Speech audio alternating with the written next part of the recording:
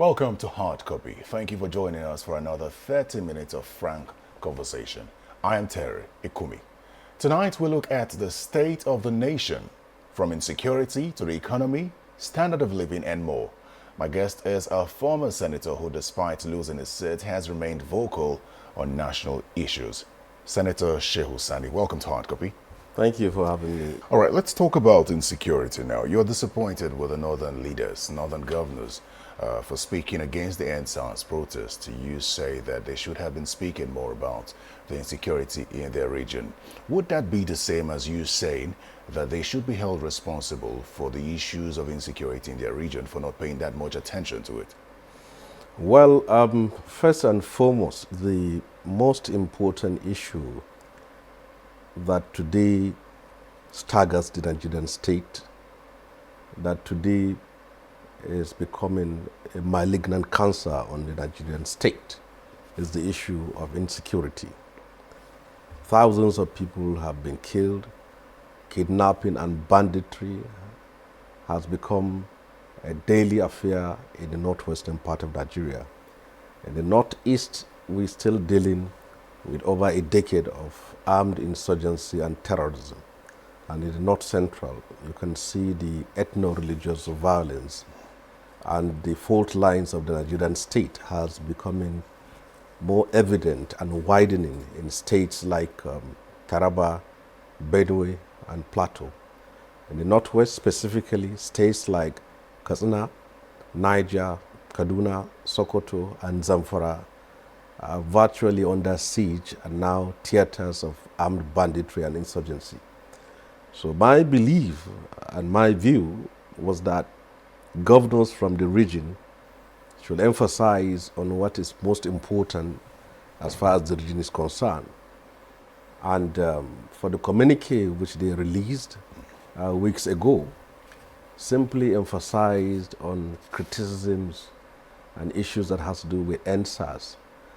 And I believe that that was an opportunity for them to tell the world, specifically the government at the center, that we need an action, we need an end to these bloodletting, mindless killings, and kidnapping. But for the whole part of their communique, 80% of it was dedicated to NSAS protest. And to me, I believe that those who came out to protest against the brutality, the infamy, the violence and the cruelty of the Nigerian police as represented by the NSAS were simply exercising their democratic rights. But do you think that the northern governors missed the point and have toed the lines of political bias as far as the issues of insecurity is concerned and the reaction to the NSAS protest? Well, if you remembered what happened during the NSAS protest, there are people who try to peddle the idea or the perception that the protest was a southern affair and NSAS was never the problem of the north. So what they said was the problem of the north was insecurity, the killings, the kidnappings, and the violence that is going on. So if that was or still remains the problems of the north, why couldn't the governors that represent the people of that region bring these things out and demand more action and intervention by the federal government to bring an end to it? So I believe what they tried to do was to evade issues and try to do other things that will sound beautiful or nice to the federal government without actually bringing out what concerns their people. Let's look at the response. You're a former senator. The response of the National Assembly to the issues of insecurity. Lawmakers have repeatedly said that it's time for the service chiefs to go.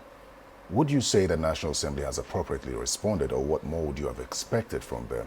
And I think most importantly, do you share the position that security chiefs should have been asked to go a long time ago? Well, you see, before this time, people like us have over the years spoken on the raging inferno that is trying to consume our own part of the country. And I made this position clear when I was in the Senate, and many people have spoken to bring the attention of the president and the entire country on the need to extinguish this fire. But the response to us at that time was that we were enemies of the government, we were raising false alarm, and we were exaggerating the issue, and that everything was nice and good. And then they gave the president a wrong information on what is actually happening outside of the palace of the villa. Until now, that what started as a spark has become an inferno, consuming thousands of people. Then people who were hitherto neutral or singing praises of government or denying that there was fire are coming to the terms with reality. The position of National Assembly today was the position of the National Assembly of yesterday. And but the difference was that in our time we were categorized as enemies of the federal government and enemies of the executive, and our approach was seen to be belligerent, combative, and hostile to the executive. But now here you have a new National Assembly that is peopled or inhabited or populated by people that are friendly or compliant or placid as far as the issue of the executive is concerned. They too, they were echoing what we said. But why do you think the president has refused to let go of the service chiefs? I think there are, I was trying to find out reasons, but I think, first of all, if you are a good student that has psychologically studied the approach of this president, you will see that he is someone that is very weak when it comes to the issue of disengaging people he trusts, even if they failed him. This is a far cry from the way other leaders like President Obasanjo behaved. And we have a president who takes time to trust you, and then who guarantees your job even if you are failing. And this is the first time in the history of Nigeria that you see ministers serving in the same government, possibly for 8 years, for 7 years, without cabinet reshuffle, without the need to change them. And it is what is happening with the service chief. So what the president failed to understand, that the buck stops on his table. If his government fails, it is him, and if it succeeds, it is him. When eventually he is out of power in 2023, there will be nobody to speak for him. We have seen it in history. When people are in a position of power, there will be thousands of people to defend your action, even if you are failing. But when you are out, it will be your record that will speak for you. So one of the reasons why the president is not letting go of these service chiefs was that he has an attitude of sticking to loyalists even if they are not performing.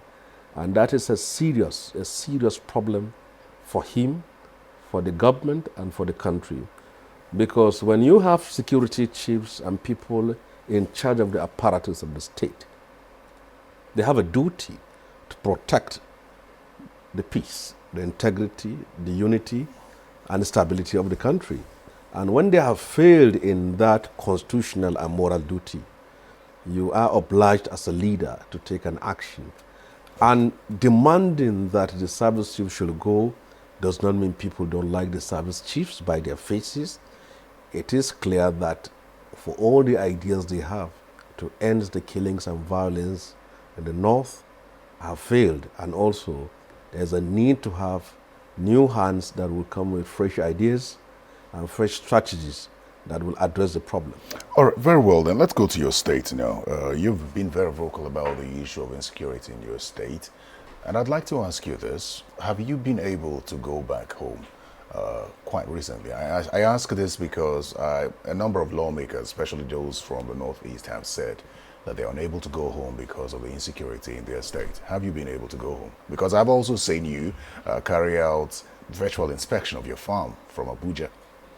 Well, Kaduna occupies a very strategic place in both the geography and the politics of Nigeria, particularly the Northwest. You can access any state in the Northwest without passing through Kaduna. And now, from all angles, Kaduna is under siege. You can't move from Abuja to Kaduna by road. That has been legendary. The kidnappings that happens along that road is known to everyone in the country today. And when you take the route from Kaduna to Birnin towards Lagos area, that is also a heaven for kidnappers and bandits. The safest route that remained in Kaduna was the one from Zaria, and now not even the road to Zaria, but Zaria is becoming another hub for kidnappers. The only way we can move to Kaduna is through the trains. And the level of insecurity in Kaduna has reached a point that 1 kilometer outskirts of the city, you will simply be in the hands of kidnappers. So have you?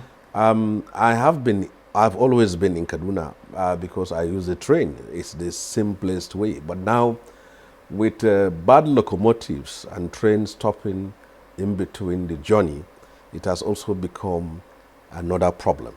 So, the insecurity in Kaduna has reached such a crescendo to the point that it is destroying the city itself.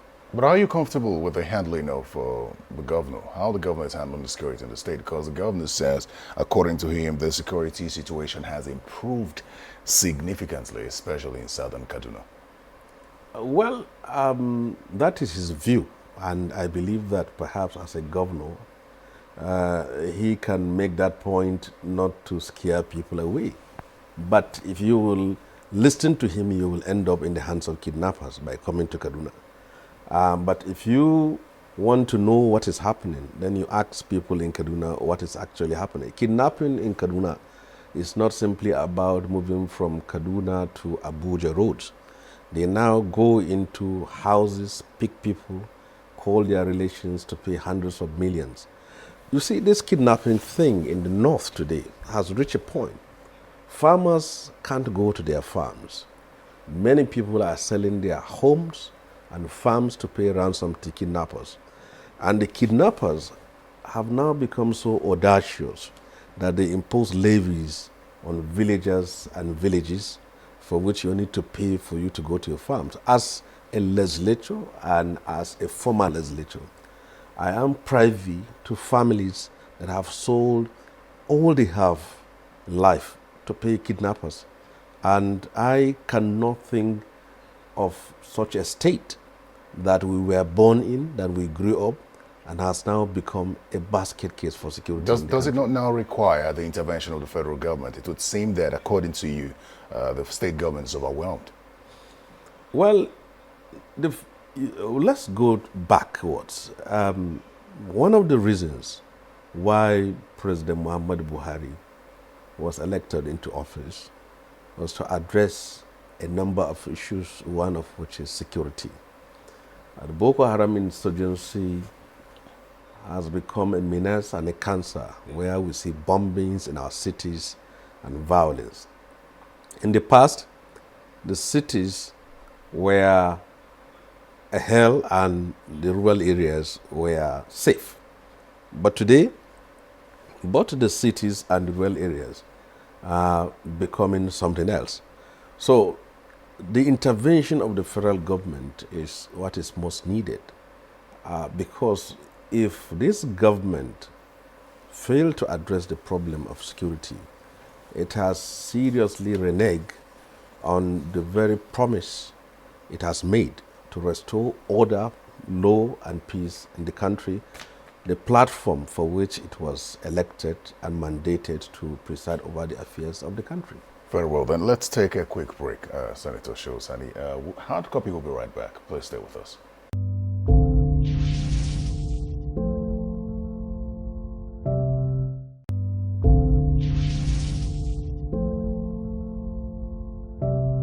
Welcome back to Hard Copy. We're discussing the state of the nation with Senator Shehu Sani.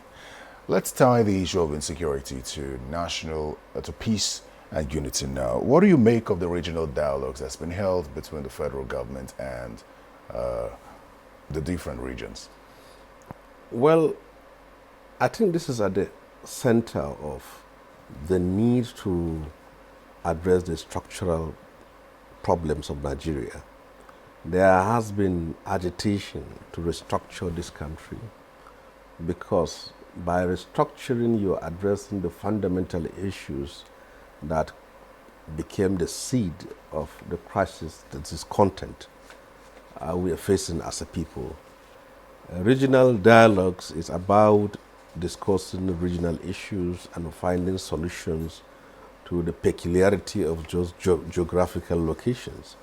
And I believe such dialogues are good if they will promote peace, unity of the country, and the stability of the country. Here's the position of the Rivers State governor. He said that the president will set the country on fire by not implementing some of the requests voiced out by leaders. He goes further to accuse the federal government of politicizing projects. Do you agree?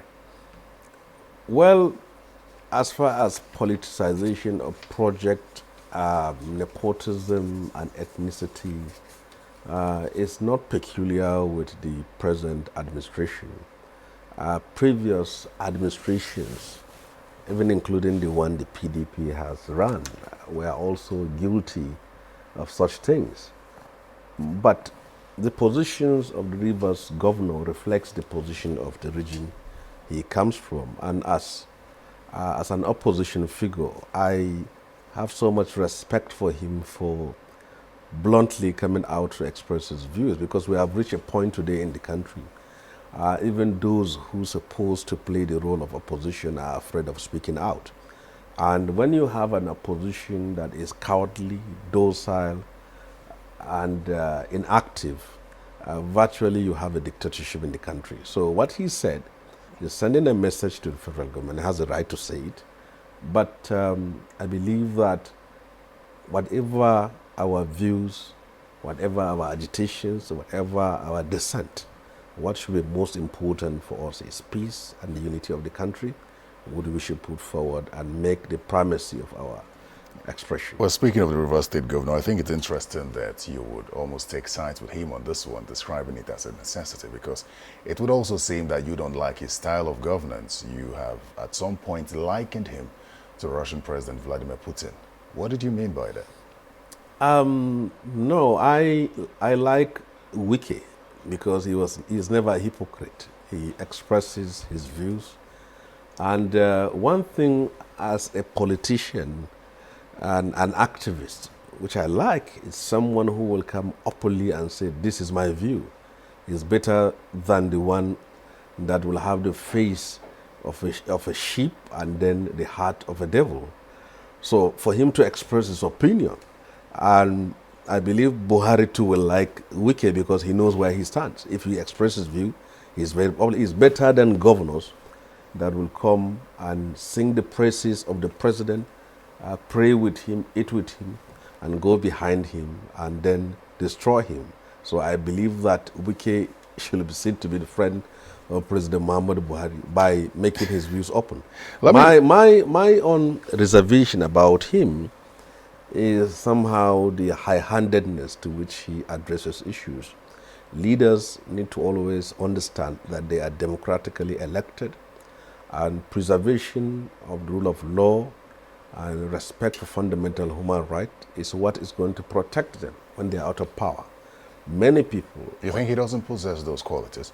Well, from some of the brash words that comes from him and his confrontation with civil groups and labor in that state, I believe that he needs to change, because those civil institutions are the ones that may stand behind him when eventually he's out of power. Let's go to the economy now. It's another recession, the second in 5 years. And interestingly, this one seems worse, according to the finance minister. And while she says that the country will come out of recession in the first quarter of 2021, a lawmaker has said that the 2021 budget, does not suggest that we will get out of recession next year. What's your stand on that? You see, we must be realistic with ourselves. We live in a country where people are so poor and facing the challenges of security. And to be candid with you, 80% of Nigerians don't understand even what recession is all about, because they have for a very long time lived permanently in recession as far as their life is concerned. As for the economy, I believe that if we are to get over our economic challenges, then there should be innovative ways to which this country can generate revenue, cut the cost of governance, and at the same time make it possible for other non-oil sector to make impact in the economy. As far as I have seen, we are still struggling to understand what actually is the economic direction of the present government. For example, if you have a government that tilts to the right, they will sell off refineries to private investors and refineries will work. If you have a government that tilts to the left, they will keep the refineries under state control and the refineries will work. But here we are. The refineries are not sold and they are in government control and they are not working. So direction is very important. I have seen was it last year, an economic team was inaugurated and it was inhabited by the creme de la creme as far as the economy is concerned. And since then, we have not heard anything about them. So I think reactivating that committee so that within the next year and a half to address the economic problem of this country, because the president needs to understand that he has less than 2 years to leave a mark in the history of Nigeria. And he needs to do it because it is the last chance for Nigeria and for him. Do something, address the economic challenges, address the security challenges, and heal this nation. The division, the crisis, discontent in this country has reached such a level that it has never been. Even people that were always on his side. Senator, we're almost out of time now, but I must tell you that some of your tweets, you're very famous for your tweets. Some of your tweets are so hilarious, like the one where you said that the Super Eagles coach, Gernot Rohr, is another service chief. It would seem that you have come to terms with being called the Twitter senator. How does that make you feel? Does it bother you? Well, Twitter has today become a tool for which people express their opinion, send cruise missiles, and also, in code, yap people. So I try to make it sometimes hilarious for the message to go through. Some are not that serious, but some are serious. But all what I try to do is to sometimes dilute issues for which ordinary people can understand. So I think Twitter is the reality of today, which everyone needs to be there. So are you comfortable with being called a Twitter senator? Well, I am simply a person who uses Twitter. Even the president, you can't call the president, our Baba, the Twitter president. But it's a place. Some do actually. Well, it's a place where people express their opinion, and thank God we have an appreciable number of followers, and we hope that that will still be the channel. Distinguished Senator Shehu Sani, thank you so much for coming to speak with me on Hard Copy. Thank you for having me. Well, that's all the time we have. Remember, you can catch this in past episodes as well as podcasts on our website, channelstv.com. I'm Terry Ikumi. Goodbye.